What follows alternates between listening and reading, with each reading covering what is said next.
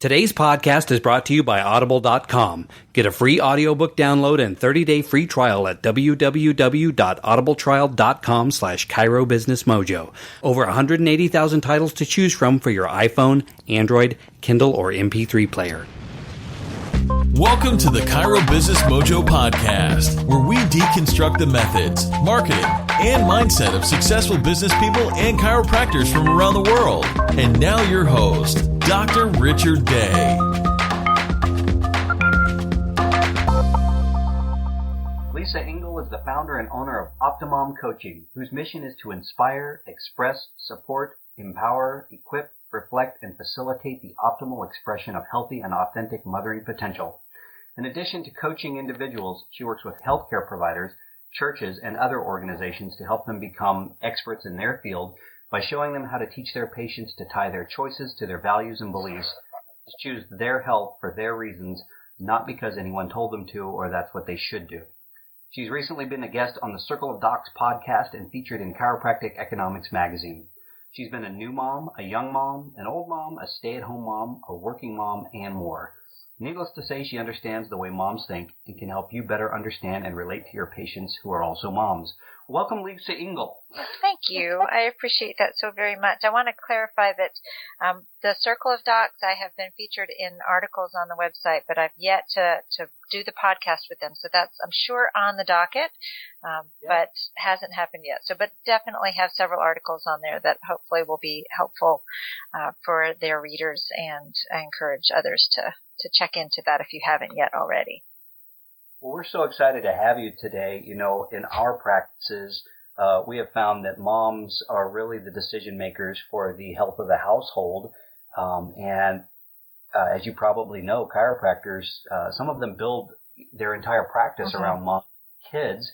But as a family practice, we treat just about everybody. But like I said, we've noticed that the moms are taking care of themselves and everybody else. So tell us about OptiMOM Coaching. How did that come about?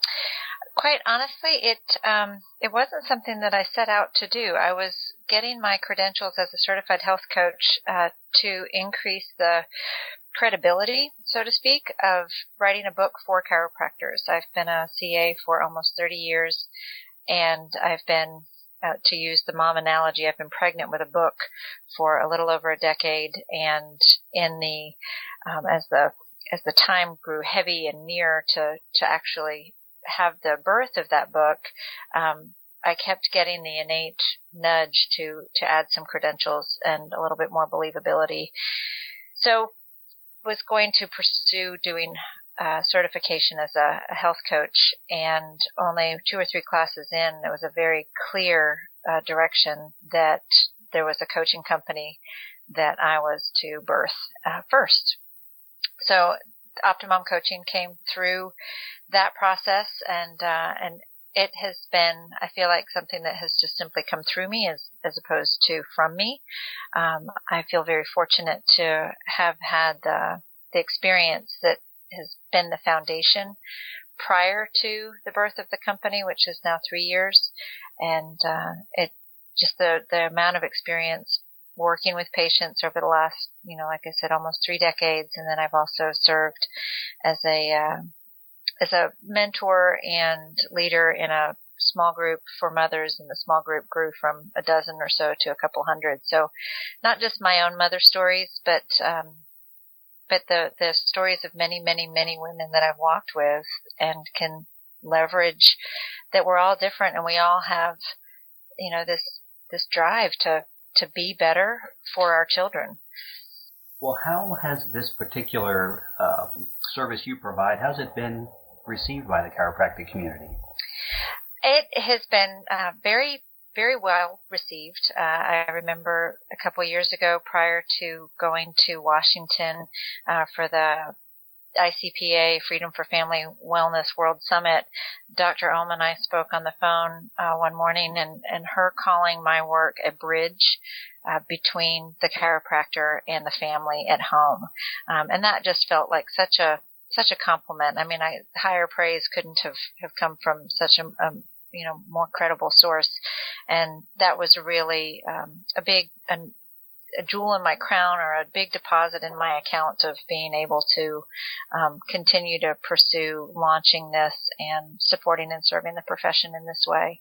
So, putting myself in the mind of a chiropractor who's maybe starting out in practice or who's been in practice a while, and they may not even recognize, that they need that bridge to the moms. But what would you tell a chiropractor who maybe is not aware of your service or doesn't know the value you would add? Mm-hmm. Well, so I speak chiropractic and I speak mom, and one of the big emphasis that I do is to try to normalize the chiropractic language and lifestyle. And I know the value of having a patient hear what they need to be doing from a doctor can sometimes feel like we're being told what to do as opposed to choosing it because it's what is our priority. So I help mothers to prioritize their health and their well-being, and by increasing a mother's commitment to her health and her well-being, it helps to posture the chiropractor as another resource, as an expert in their field. I don't become the expert. Rather, I am somebody who is a support person for the mom and helping them to prioritize what their needs are. And, of course, I can point to, and when I brainstorm with mothers, I do point to the value of being adjusted, the value of a chiropractic lifestyle. And I know that for me, the expression of my best self can largely be pointed to and attributed to the fact that I am under regular chiropractic care and that my children are. And so it helps to normalize the chiropractic world and the chiropractic language, and that rather than a pain and a fix that, just take care of this issue because I'm feeling so stressed out, doc, but rather helping them to be placed in a light of, a resource that's more than, just neck and back pain. When talking to moms, you mentioned, letting the patient / mom have control, having a say in the path towards wellness. Mm-hmm. Are there other special considerations? What are moms keyed into or listening for to maybe help them cross that bridge? Are there any particular phrases that you teach? Or and I'm asking this because there are some things that are script-based in terms of coaching. There are some things that we give the framework and work within that. But how do you operate? So a brief overview of my frame is taught through the coaching model that I went through Well Coaches coaching school. And the framework essentially is to create a big picture and have choices be made congruent to that. And, again, it's chiropractic language about congruency and integrity. We take that big picture for a mom, and it can be everything from how she moves, how she sleeps, how she eats, how she speaks, what she wears, what she looks like, what she does in her free time, what does she laugh at, how is she entertained, what are her relationships like, the integrity of all of that. And then we look at, simply the phrases, what's priority, what's the most important part of that needs your attention right now. And within that, there is, we know what part needs attention. When you take the big picture, you will innately be drawn to zoom into something. Most often, I can just, based on the experience that I've had, I'll hear the inflection in the voice, and I'll hear where there's more energy when she's making the description of what it is that she's wanting more of that she doesn't have right now. And so that is where a coach can be very helpful in that reflection for a mom. But once there's a priority made, then we shrink it, not just the great big picture. We choose the priority, then we shrink it to a 3-month picture and set some goals around that. And then again, once that's described with a lot more detail, I'm listening for the energy and the voice reflections, and they begin to recognize and self-coach a lot more, and then it gives them the skills and the tools that they need to be able to help children pay attention to what's important right now, and shrink it down to what's this week's action. What's this week, and I've had numerous clients that their week's action is to make an appointment with their chiropractor. I've had other moms where their action is to have a cup of tea for themselves and stop and pause and reflect. But in the same way that a practitioner knows, that they must address the priority for a patient before they can get to the underlying issues, it's the same thing for us individually, that we have to deal with the priority. What's screaming the loudest, or, how do we address what needs the attention first? So this podcast is all about providing some actionable content for our listeners. And what single piece of advice or series of steps would you recommend that a chiropractor implement tomorrow if they wanted to expand their outreach to mothers? Well, first and foremost, I would encourage the chiropractors to be getting adjusted themselves so that they are connected and able to innately listen to the moment-to-moment nudges of how to connect best with others. I think that's a priority, and that's just an absolute given and something I see missing largely in our profession. Second would be to do a lot less telling and a lot more asking and listening. Moms know that when they're asked what they need to be doing next. And in fact, you'll hear them say it if you're listening. I know I need to be here more. And rather than let that statement go without attention and love and support, ask, how can we make that happen? How can we support you in facilitating that process? Would a phone call next week be helpful? Or, ask what window of time, or just encourage them to say, you're worth taking care of. I'm glad that you recognize that. When they say, I need to be here more, say, yes, you do. And we want to support you in that. Love them. Just simply love them.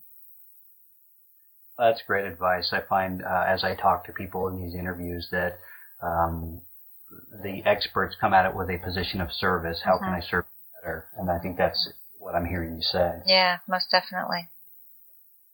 Well, what's one thing that's really exciting you today about OptiMOM Coaching?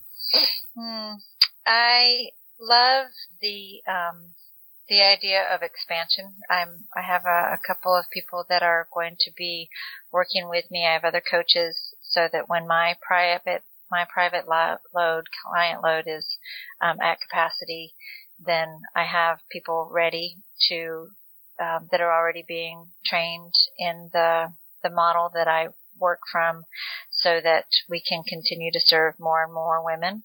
And I'm also creating some content for webinars and workbooks, so that it won't always require that private one-on-one time with a mom for that reflection and normalizing that language. So I'm very excited, but I'm also still, very much committed to being my own version of an optimal mother. I have 5 kids.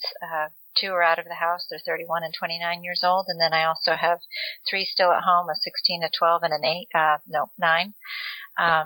So it's, I'm balancing it still myself, which I think helps to give the credibility for another mother to say, nope, I can't make that appointment because I've got to pick somebody up from camp. Yeah. Well, that's the realities of being a mom. Yeah, right? Absolutely. Well, so is all of your coaching virtual, online, or do you do in-person sessions as well?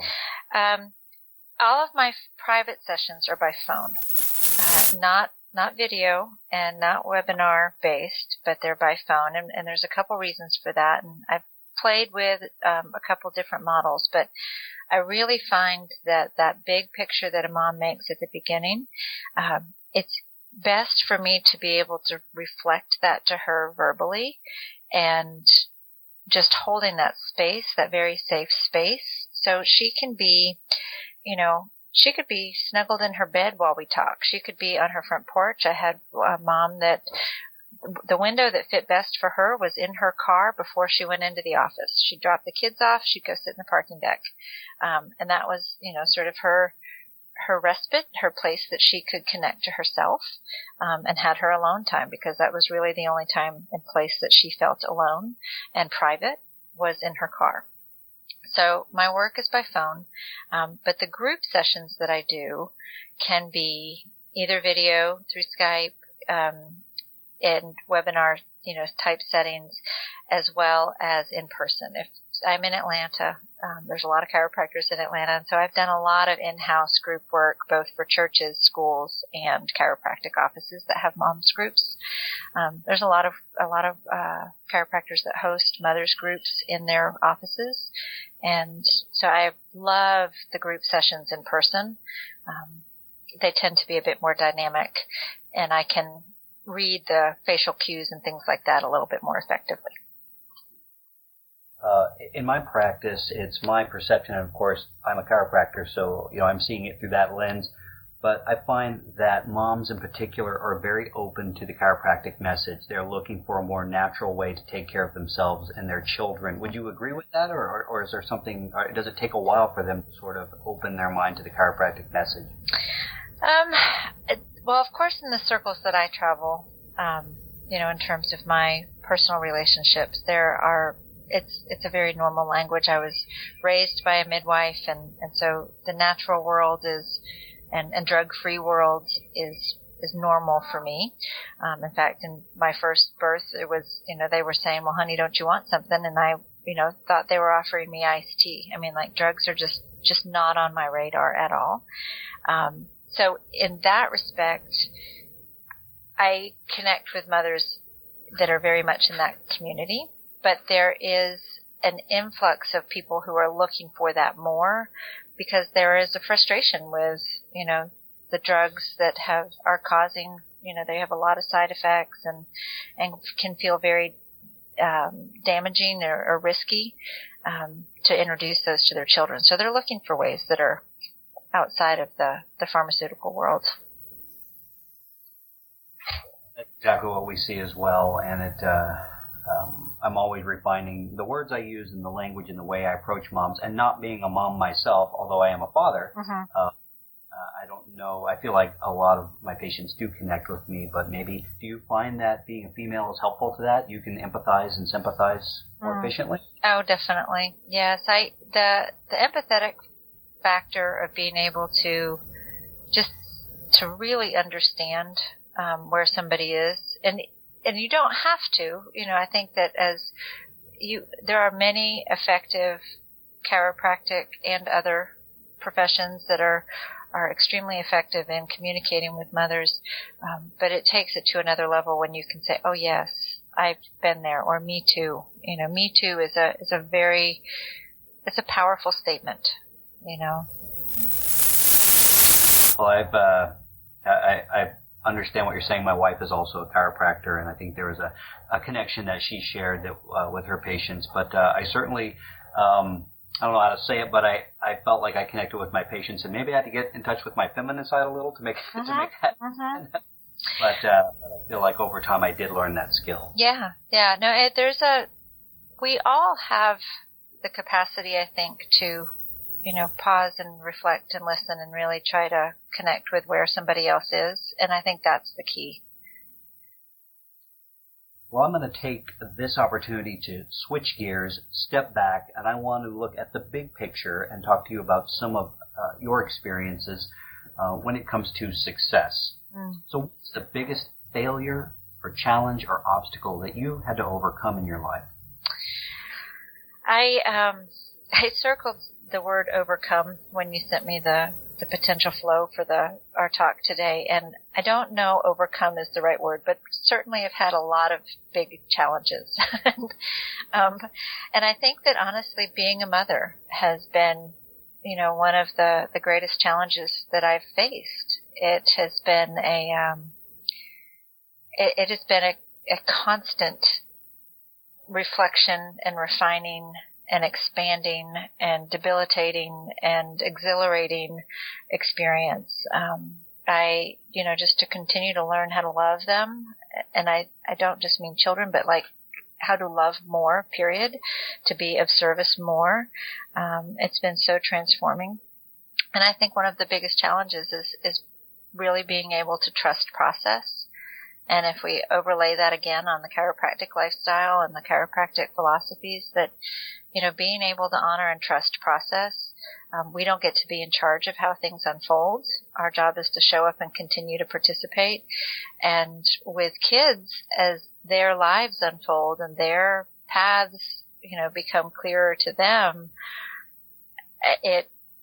that release and that trust, it's very challenging. And, just continuing to have to dial back into being present and now and choosing to love well as opposed to function from a place of fear, because the world is so contradicting to trusting process and allowing us to really, do what needs to be done to pursue our innate nudges. Yeah, I love what you're saying. I'm looking at the question as well, and I think any one of us who is a parent we learn a lot from our children, and different things from each child, because each child is absolutely. So I love your response. So when it comes to success, when you think of that word, is there a certain person or event? What do you think of when you think of the word success, and why? I paused. I really tried to give that some thought and reflection, and I think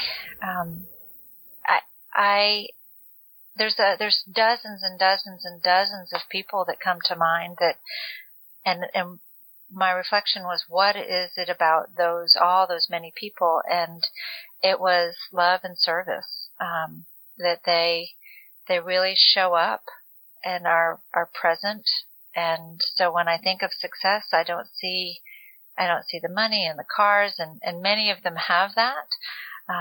But it's simply connecting to their highest and serving from that place and just spreading it and allowing that to come through them. And, that quote, that you'll never know how far reaching something you say, think, or do will affect the lives of millions tomorrow. And I just watch the ripples come from people who are loving well.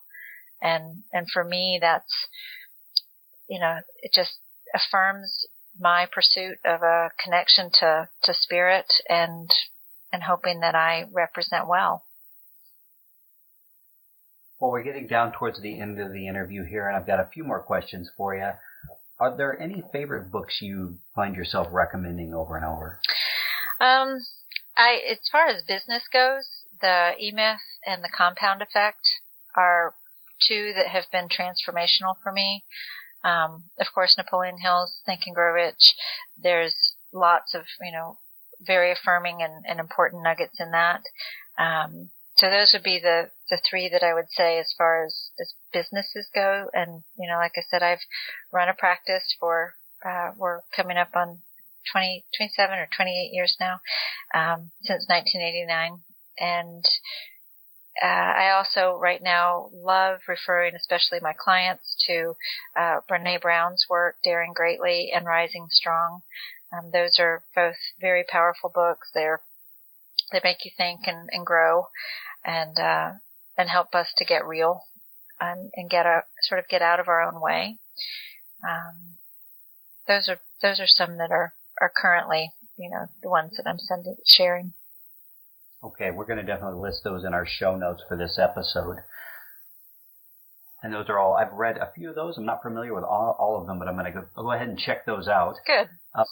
Are there any daily habits or routines or rituals that you do every day that help you be more successful? I do pause with gratitude at the beginning and at the end of my day, and really connect to the gifts that I'm receiving, as well as the gifts that are coming through me, so that I'm recognizing, what I have to serve with. And then before I jump into, the demands that come through email or distracted by what's going on Facebook and things like that, because I definitely have a social media presence with OptiMOM Coaching. I have a planner that I absolutely love. It was a Kickstart campaign last year, and this is my second year using a passion planner. It uses the coaching language, and I just love it. So that's another tool that I use. And so I connect with that, and I use in the Compound Effect, Darren Hardy's book, he has something called a rhythm register, and it took me a while to implement that, but I have been for probably pushing a year, and that's been very effective in continuing just to stay in touch with what are the rhythms that support me and serve me well. Whether it's, taking my supplements or how much exercise I'm doing, or did I get one-on-one time with my kids, really paying attention to my priorities. What is the best business advice you've ever received? I think just to continue to function from my passion and know my why. Why am I doing this? And ultimately for me, I have a picture of a well world, and I'm committed to showing up and serving for that mission. And I think that functioning from our why and staying in connection to our passion. Well, Lisa, thank you so much for your time today. I've enjoyed this a lot, and I think I've got a lot of great answers and actionable steps. When I listen to the things you're saying, I'm hearing you say, to serve people better, to figure out how to serve people better. And part of that is figuring out how to connect with them better. And I appreciate what you're doing. Thank you. I appreciate what you're doing as well. Anything that supports this profession, I just want to see it continue to grow and expand and serve the masses. What's the best way for people to find out more about you and to contact you? www.OptiMOMcoaching.com, OptiMOM coaching.com. I'm on Facebook and all of the other social sites, LinkedIn as Lisa Engle, Engle, as well as Instagram and Pinterest and things like that, though those I'm not quite as proficient in. But I have a lot of activity on Twitter, LinkedIn, and Facebook. Facebook primarily, and LinkedIn. But the website is really there's even a provider page that has the most of what people would need to know in order to figure out how I could connect and support what they're doing. Well, thank you. As always, we will link to that in our show notes so that our listeners can click right on those links and find you. Thanks again for being on the show. Thank you. I appreciate the opportunity.